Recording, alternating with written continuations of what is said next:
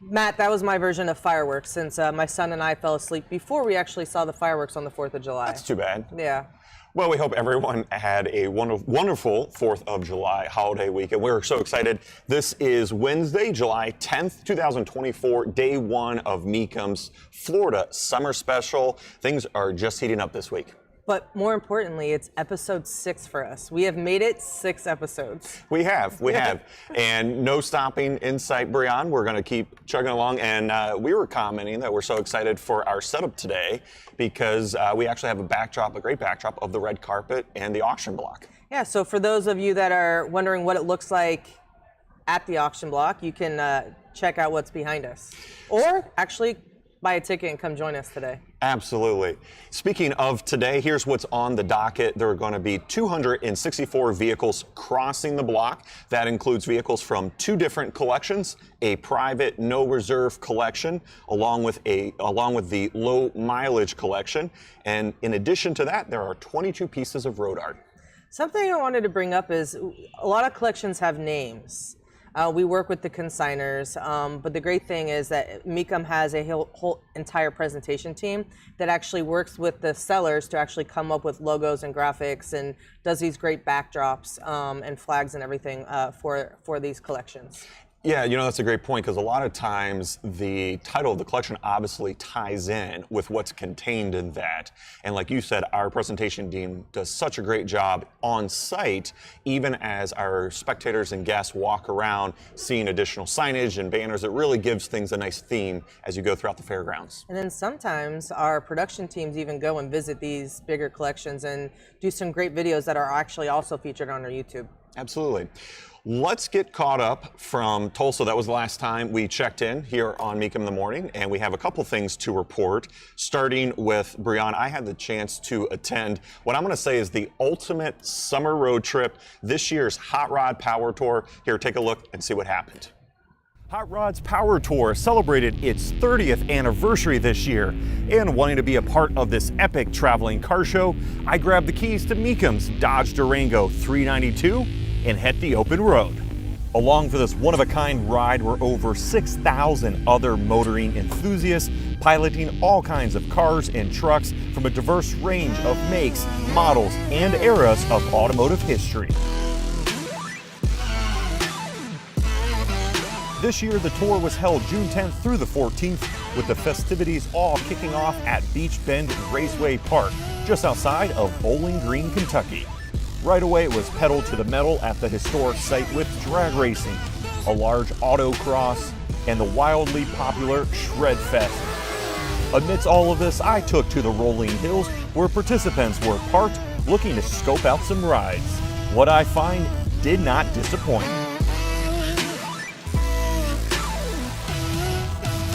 After a quick trip due south, day 2 commenced at the Nashville Superspeedway in Lebanon, Tennessee. There in the infield of the NASCAR track, the fun continued to unfold, including the return of an autocross course for those who wanted to test their driving skills. I pounded the pavement, catching up with even more unique builds. Who had never in a million years guessed it from the look of this truck, which has a ton of patina, that underneath the hood is a modern supercharged Cadillac V-Series engine. Heading back north on the Bourbon Trail back into Kentucky, day 3 was posted up at the L&N Federal Credit Union Stadium, located in Louisville. Tons of parking meant ample room for the giant car show to spread out, allowing folks to truly take it all in. Getting back on the gas, the massive group rolled northeast through Cincinnati to Hebron, Ohio, ending up at the National Trail Raceway for day 4. There at the quarter-mile drag strip, participants made passes and posted up in the grassy lots. Check out this transformation. Finally, all roads led to Indianapolis, the racing capital of the world, with the final stop being at the Lucas Oil Indianapolis Raceway Park. Drag racing was again offered for those with a need for speed, while out in the parking lots, long haulers were already swapping favorite memories from the trek before parting ways to make it back home. As always, the Hot Rod Power Tour didn't disappoint, with this being plain and simple one incredible week. Over 1,000 miles of driving were logged through 4 states under nothing but breezy blue skies and pleasant temps all week long. So here's to 3 decades of the Hot Rod Power Tour, and while this year has come to a close, it remains one of the ultimate summer road trips. I know that I was supposed to go with you on that trip, and I kind of had FOMO watching all of the action. It was great seeing all the live coverage that you and Cody put together. I also noticed that Fun Matt was there. Fun Matt had a lot of fun on that Hot Rod Power Tour. Was there a single item or experience that you enjoyed better? Well, I will say the Hot Rod Power Tour is pure fun for any motoring or automotive enthusiast, myself included. So I will say it's hard not to have a bad day when you're on the Hot Rod Power Tour. You're surrounded by thousands of like-minded individuals that are caravanning to these different locations and basically having big car shows, big parties, big, it's not competitions, but there's drag strips. So it's just always something to do. Yeah, I saw some drifting. Yeah. But I will say, Breon, my favorite thing from doing the Power Tour the last couple of years, it's seeing the enthusiasm from the participants, even when things go wrong. Because I will say, our participation, Mecum Auctions, there, obviously we're supporting our friends over at Hot Rod and Motor Trend. But I will say, to me, I don't feel like it's something different when you show up, you take time off of work, and you show up with your friends and family in a classic car, and it's a challenge, it's a thrill, right? Where to get that car across the finish line, just because that's kind of the spirit of hot rodding, is you take something and you put it through its paces for thousands of miles and several days. And so I will say, I love seeing that. Even when cars are broken down on the side of the road and hoods are up, everyone still has a smile, and that's pretty impressive. Next year, I'm going with you, no excuses. I'm not scheduling any meetings or anything. I just wanted to say congratulations to our social media team. I just got word that we've reached 1 million followers on Facebook. So keep the likes and follows coming in, guys. Absolutely. Yeah, follow us on all the social channels, Instagram, Twitter, TikTok as well. We do the tick and the talking. We do. We do. All right, let's go to, I think, what's becoming a fan favorite segment here on the show. It's my personal favorite. It's your personal favorite. And we finally have settled on a theme, a title for, I don't even want to say what formerly was, because now it's known as... You tell us, Matt. It's known as the Highway Picks, and this is an opportunity... Yes? Yeah. Just want to make sure we were reading the same. Highway highlights. It was not highway picks. I'm behind with my data. But one of the interesting things about it is that it allows Breon opportunity to find some unique vehicles that catch your eye. And there was no shortage here. Go ahead.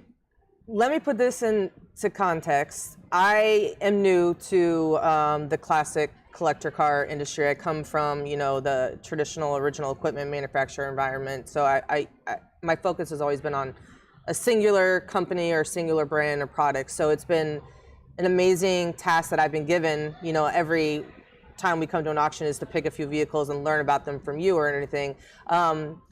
Just a little background. Everything that I've picked this week is kind of an inspiration for me. I am born in Florida. I don't live there anymore. I live in Wisconsin, where our headquarters are. But we have a house down here. So today's picks are items that I would love to see in my garage for various reasons. So why don't you start with the first one? All right, well, the first highway highlight that Breon found is a 1999 club cart, 1999 club cart modeled after a 1957 Chevrolet. So this is a golf cart with a essentially kind of a body kit on, a fiberglass body kit. But I will say, when I was looking over this consignment and looking at it in person, I will say this is, this segment continues to elevate. I know that sounds weird, but you think of golf carts, kind of that traditional beige colored, runabout for when you're playing golf. But this whole segment is really expanding, where there's a lot of style, there's a lot of design. Obviously, there's a lot of inspiration from the full-size vehicles. But this one, I got to say, was really neat with the LED headlights. I loved the storage that it had, both in the front and the rear. In the rear, yeah. In the rear.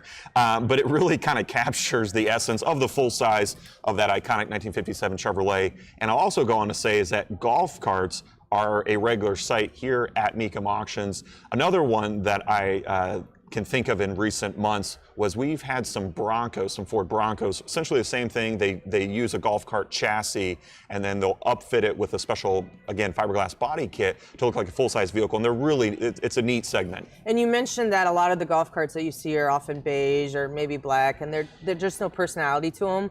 Our house is on the opposite coast of Florida in a small little village in Tarpon Springs, and everyone has a golf cart.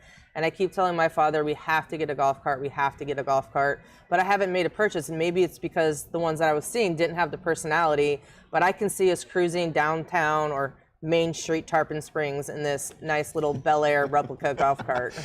And I think something else, a final note on the golf cart, Breon, is that I think also driving the popularity is how it seems like more and more communities are allowing them as runabouts, not just on the golf carts, but even on some of the light surface streets. I know I just spent the holiday 4th out on the East Coast, and some of the communities I was in, they were used to go to the grocery store, they're going around. So people, similar to their full-size vehicle wants and needs, they want the golf carts to kind of match their personality and have the storage to bring things home. And we golf, so my dad golfs a couple times a week. So instead of having to drive the car and unload, you know, the golf clubs and rent a golf cart, he can just pull out of the garage with the golf cart, golf bag in, and then go out on the course and come back in his golf cart.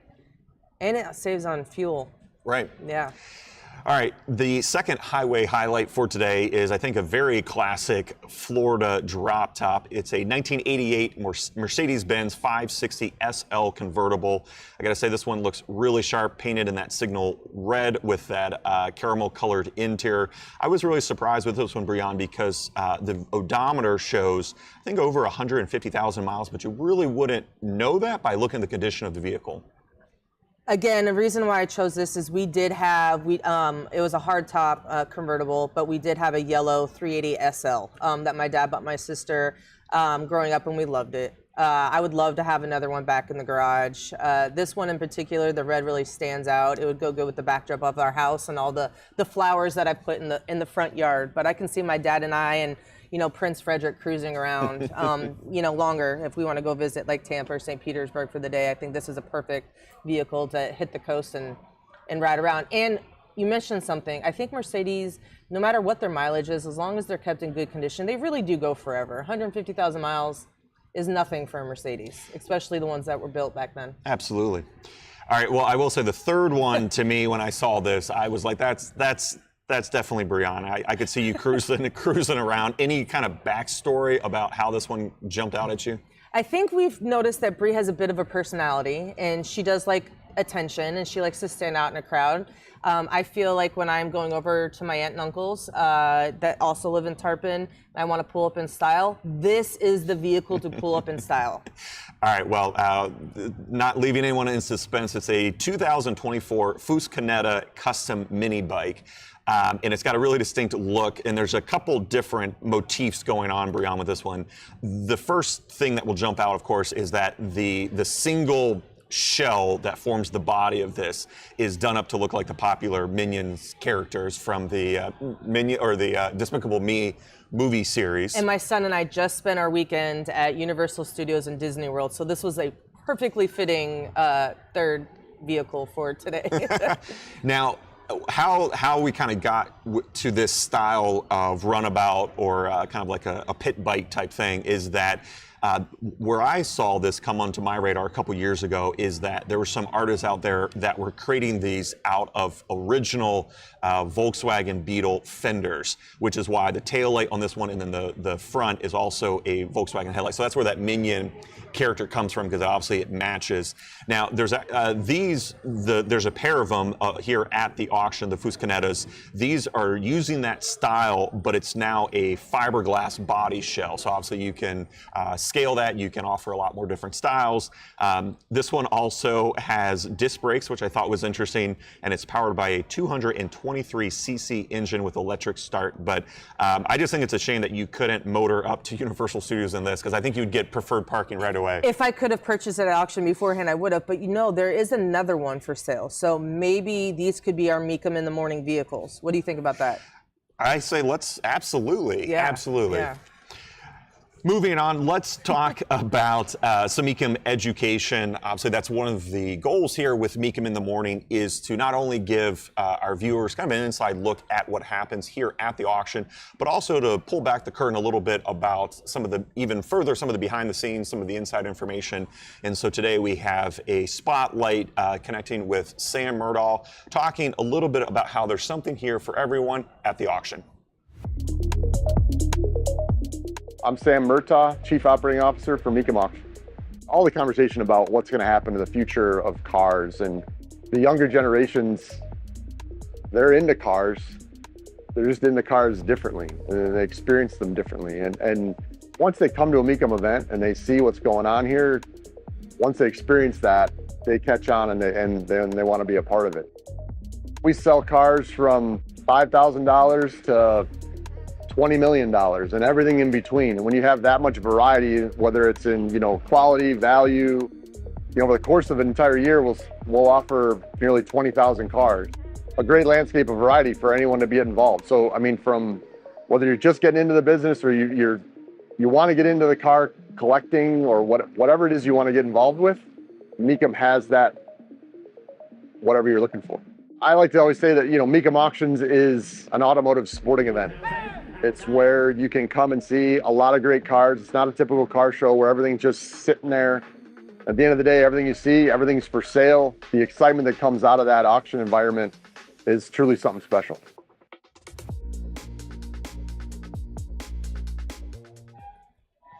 I loved watching that video. Sam made some very valid points. We have, cars that are rolling off the block selling for $5,000 up to $20 million. There really is something for everyone.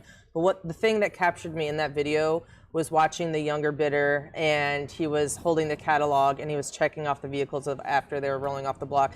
It's never too early to get them excited and know that, once they get of age or, ask mom or dad or make their own money, they too can purchase their own vehicle. Right. I think that's a great point, Brianna, is that the Mecum experience is something that everyone can participate in, regardless of what price point you're coming in. And I know that we've kind of been looking over the last couple of auctions specifically for those younger enthusiasts and customers. I know we included some in some of our morning shows at Tulsa, and it's so great to see the passion be transferred to the younger generation. And I will say that's something else that I picked up on the Hot Rod Power Tour, is how younger participants were participating in that. So I will say that I think the future of wrenching, the future of collecting cars is looking very bright as we move forward. Start them young. Start them young. Yeah. Moving on, let's check in with our beloved Mecum service station rep, Kim. We have a Kim's Corner. And today we're going to be talking about green sheets. Now, Brianne, fill our viewers in. What is a green sheet and how is it used? So every day of the auction, you can go and you can pick up your green sheet, and it'll have all the lot listings for the entire day. So if you're interested in something, you can figure out the number for it and then anticipate when you think it's going to cross the block. But I think Kim has more insight for us.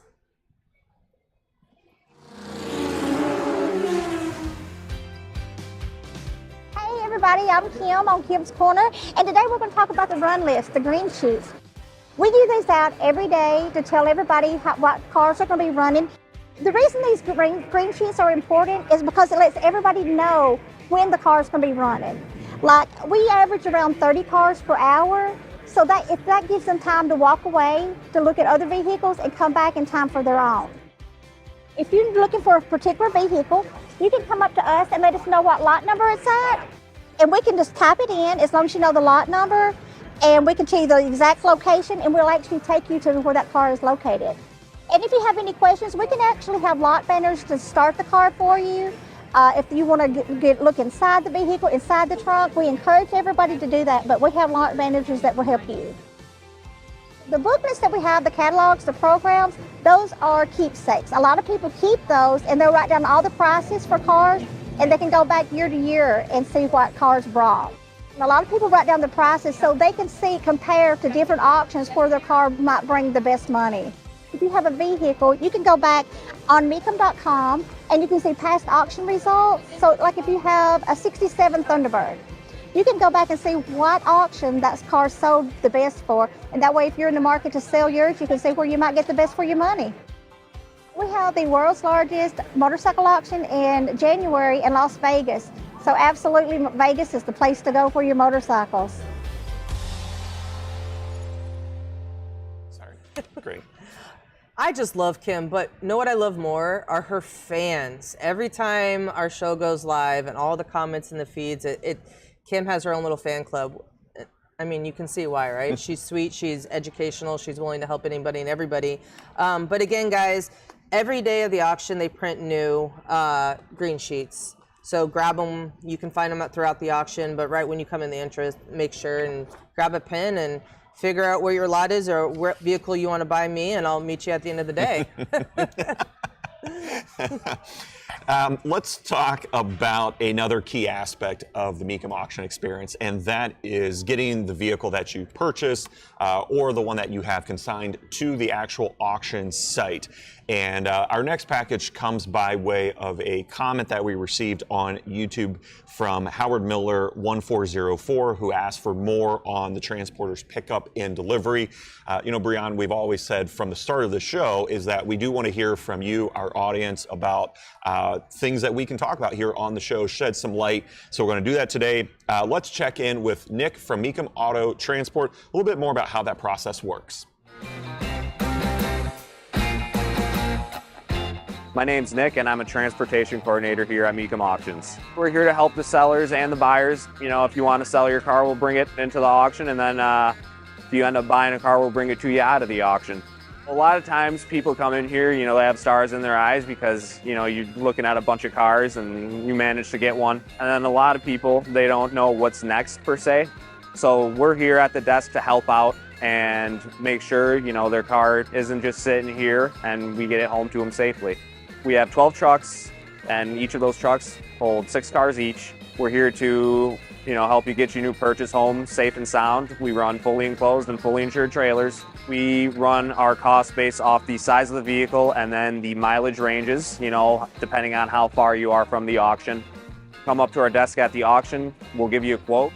We can transport your car into an auction from wherever you want in the country. You can get the benefit of pre-show marketing, you know, having it here on time through check-in and getting it all cleaned up and ready to display. Either way, we'll help you out and get your car to and from the auction in a timely manner and safely.